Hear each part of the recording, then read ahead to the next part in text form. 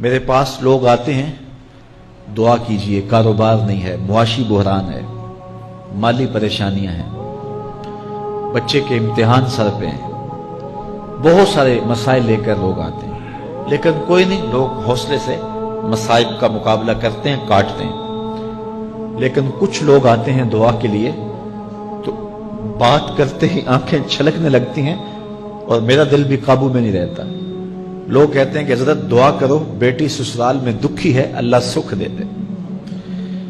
تو میں دعا بھی کرتا ہوں، لیکن میں تنہائی میں جا کے روتا ہوں کہ اس درد کا مداوع کیا ہے، اس دکھ کا علاج کیا ہے، اور معاشرہ تیزی سے اس تکلیف کی طرف بڑھ رہا ہے، اور طلاق کی شرح بھی جو ہے وہ بڑھتی چلی جا رہی ہے۔ میرے پاس ایک دن ایک صاحب آئے، ساتھ ان کی بیوی تھی، اور میں انہیں جانتا ہوں، عزت دار لوگ تھے۔ تو انہوں نے کہا کہ ہم آپ سے کوئی تنہائی میں بات کرنا چاہتے ہیں۔ تو ان کے اپنے عزیز تھے، بیٹیاں اس شخص کی زیادہ ہیں، اپنے عزیزوں میں شادی کر دی، تو اس وقت انہوں نے طے کر لیا کہ کوئی بات نہیں، ہم جہیز نہیں لیتے۔ لیکن وہ باپ بلک بلک کے مجھے کہہ رہا تھا کہ کتنے دنوں سے میری بیٹی گھر آ کے بیٹھی ہوئی ہے، اور وہ کہتے ہیں کہ اتنی دیر واپس نہ آنا جب تک تیرا جہیز پورا نہیں ہو جائے گا۔ میں کہتا ہوں کتنا صفاق معاشرہ ہو گیا ہے اور کتنے کٹھن حالات ہو گئے ہیں۔ تو جب معاشرہ اس کیفیت میں چلے جائے تو پھر انارکی پھیلتی ہے اور معاشرے پھر قائم نہیں رہتے۔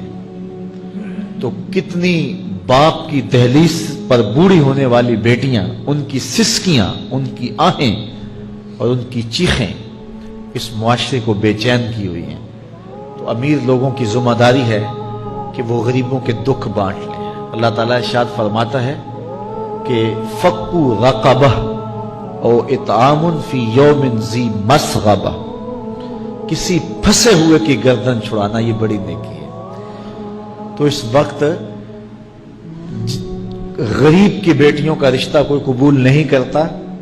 اگر کوئی نوجوان اور اگر کوئی سرمایہ دار غریبوں کی بیٹیاں قبول کر لے تو یہ اس کی مہربانی ہوگی، اور اگر یہ نہیں کر سکتا تو کم از کم ان بیٹیوں کی شادیوں کا اہتمام کیا جائے، لیکن یہ مہربانی کی جائے کہ غریبوں کی بچیوں کو نمائش گاہ میں نہ کھڑا کیا جائے اور ان کی غربت کا تماشا نہ بنایا جائے۔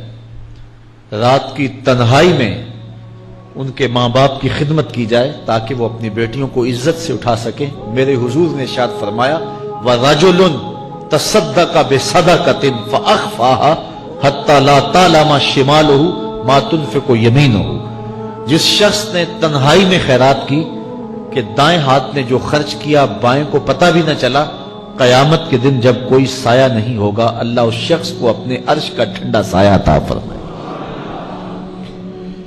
تو یہ جو اجتماعی شادیوں کا ماحول ہے، تو اگر اس کو ہم اس میں تبدیل کر لیں کہ غریبوں کی عزت نفس مجروح نہ ہونے پائے، تو اللہ تعالیٰ یہ توفیق نصیب فرمائے اور معاشرے کے اندر ایسے لوگ نکلیں جو معاشرے کے دکھ بانٹ دیں۔ اور علماء کو منبر و محراب سے زوردار آواز اٹھانی چاہیے کہ یہ جو رسم پیدا ہو گئی ہے جہیز کی، اور اس کے بغیر بیٹیاں گھر سے رخصت نہیں ہو سکتی ہیں، تو اس کو ختم کیا جائے اور اس کے خلاف عملی جہاد کیا جائے، اور اس کے لیے امیر لوگ نمونہ بنیں۔